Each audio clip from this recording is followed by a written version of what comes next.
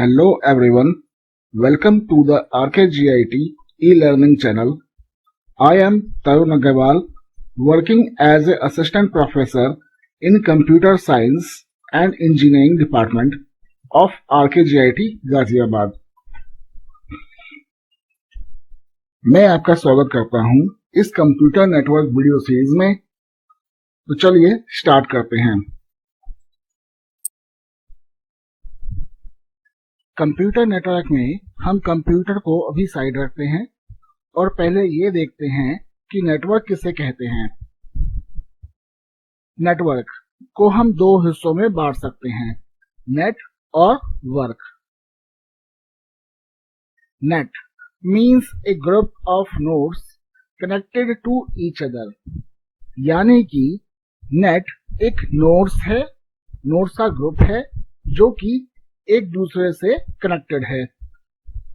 Nodes किसे कहते हैं? नोड्स मीन्स एन एंटिटी, और एंटिटी क्या होता है?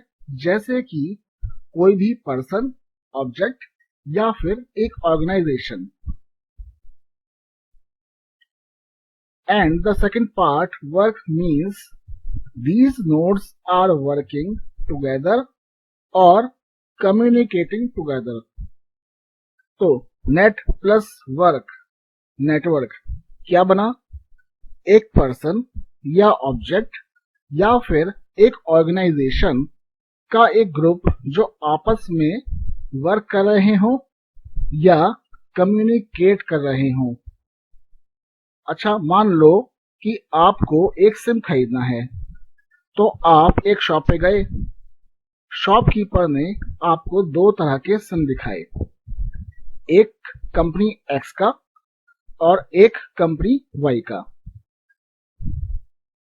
शॉपकीपर ने आपसे कहा कि आप कंपनी एक्स का सिम ले लें, क्योंकि आपके एरिया में कंपनी एक्स का नेटवर्क बहुत अच्छा है, कंपनी वाई का नेटवर्क उतना ज्यादा अच्छा नहीं है।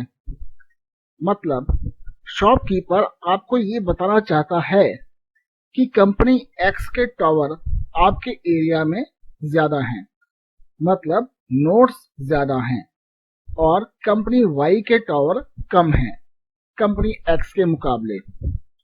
तो जितने ज्यादा टावर होंगे उतना ही ज्यादा हमारे मोबाइल में स्ट्रॉन्ग सिग्नल होंगे, क्योंकि नेटवर्क स्ट्रॉन्ग होगा। अब कंप्यूटर नेटवर्क की बात करते हैं। तो कंप्यूटर नेटवर्क की डेफिनेशन क्या है? हम इस डेफिनेशन में नोड्स की जगह डिवाइसेस लेंगे, क्योंकि नोड्स ऑब्जेक्ट्स भी होते हैं और ऑब्जेक्ट्स को हम डिवाइसेस के रूप में लेंगे। So computer network means a group of communicating devices such as computers, mobiles or printers that are connected to each other। अब हम कंप्यूटर नेटवर्क की हिस्ट्री की तरफ चलते हैं। कंप्यूटर नेटवर्क वर्ड कब आया और कहां से आया, हम इसमें जानेंगे, और कुछ और इम्पोर्टेंट टर्म्स भी जानेंगे जो आपके लिए बहुत इम्पोर्टेंट साबित होंगी। सबसे पहले चार्ल्स बाबेज ने 1837 में पहला कंप्यूटर या फिर कहें पहला एनालिटिकल इंजन डिजाइन किया था। ये सिर्फ एक मैकेनिकल इंजन था, आज के लैपटॉप की तरह इलेक्ट्रॉनिक बेस्ड नहीं था, पर फिर भी चार्ल्स बाबेज को फादर ऑफ द कंप्यूटर कहा जाता है, क्योंकि ये सबसे पहले अर्थमेटिक लॉजिक यूनिट, ALU और इंटीग्रेटेड मेमोरी का कॉन्सेप्ट लेकर आए थे। उसके बाद जो पहला electro mechanical binary programmable computer था, उसकी इन्वेंशन 1936 से 1938 तक की गई थी, और उसे बनाने वाले एक जर्मन साइंटिस्ट थे कोनार्ड जूस, जिसे नाम दिया गया था Z1। ये कंप्यूटर सही मायनों में एक मॉडर्न फंक्शनल कंप्यूटर था। For example, it contains control unit, memory unit, micro sequences, floating point logic and input output devices.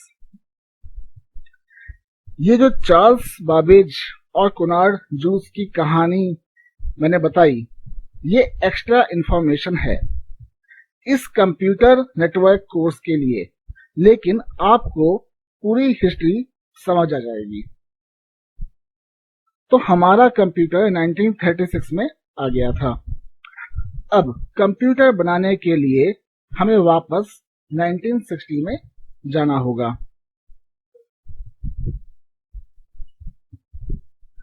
In mid 1960s, business grew to a larger extent. कैसे? बहुत सारी companies like IBM, Datamatic, engineering research associates, RCA, Philco ने अपने computers बाजार में उतारने शुरू कर दिए थे और इन कंप्यूटर्स को मेन फ्रेम कहा जाता था।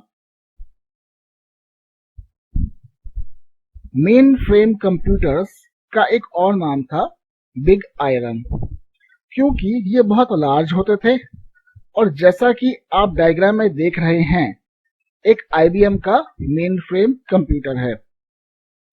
सो main frame are the large and powerful computers who do large information processing jobs and also used as a server, meaning main frame computers बहुत ही लार्ज और पावरफुल कंप्यूटर्स हैं और उन्हें large information की processing के लिए एक सर्वर की तरह यूज किया जाता था और हम आज भी उन्हें सर्वर की तरह ही यूज करते हैं।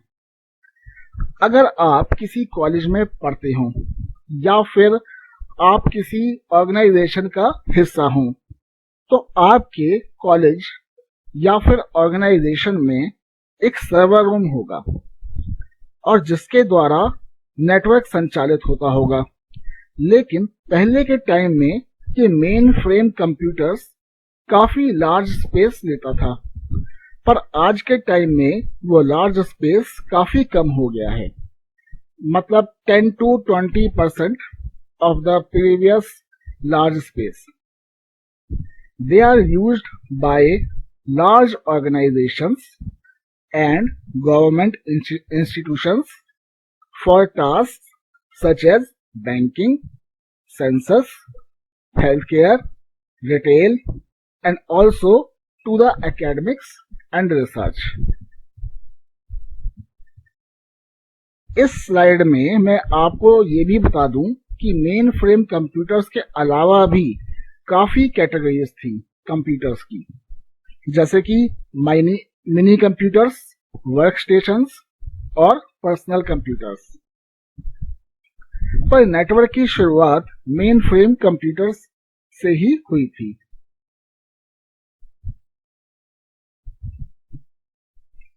There was a research organization named ARPA, Advanced Research Project Agency.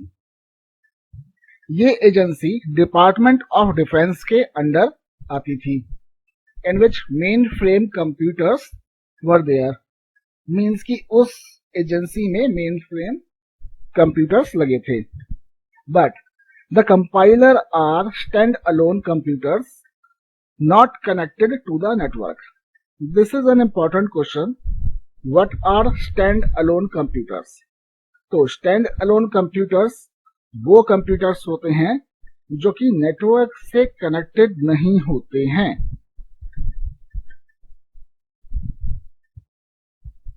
ARPA ने डिसाइड किया कि वो एक नेटवर्क बिल्ड करेगा ताकि एक कंप्यूटर की रिसर्च फाइंडिंग्स नेटवर्क के थ्रू दूसरे कंप्यूटर में जा सके।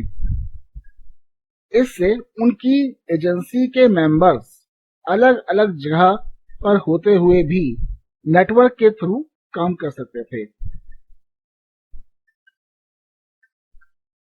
ये पॉसिबल हुआ 1969 में, जब ARPA ने ARPA नेट बनाया। इसका डिजाइन पहले ही 1967 में ARPA ने एसोसिएशन ऑफ कंप्यूटिंग मशीनरी को रिसर्च पेपर के रूप में दे दिया था। इस नेटवर्क के अंदर 4 नोड्स थे। University of California at Los Angeles, second university of California at Santa Barbara, third Stanford research institute and fourth the university of Utah. ARPA net को मैं एक एग्जाम्पल वे से समझाता हूं। 2 मेन फ्रेम कंप्यूटर्स हैं, दोनों को एक वायर से जोड़ दिया। अब एक मेन फ्रेम कंप्यूटर दूसरे मेन फ्रेम कंप्यूटर से इंटरैक्ट या बात कैसे करेगा? तो हमने दोनों वायर्स के बीच में इंटरफेस मैसेज प्रोसेसर IMP लगाया और दोनों मेन फ्रेम कंप्यूटर्स में नेटवर्क कंट्रोल प्रोसेसर को इंस्टॉल किया। ये एक सॉफ्टवेयर है नेटवर्किंग के लिए।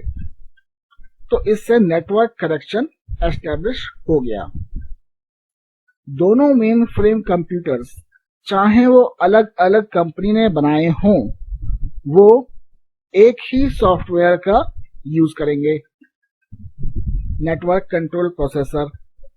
और उनके इंटरफेस के लिए हमने एक इंटरफेस मैसेज प्रोसेसर IMP लगा दिया उनके ट्रांसमिशन मीडियम में, मतलब वायर में।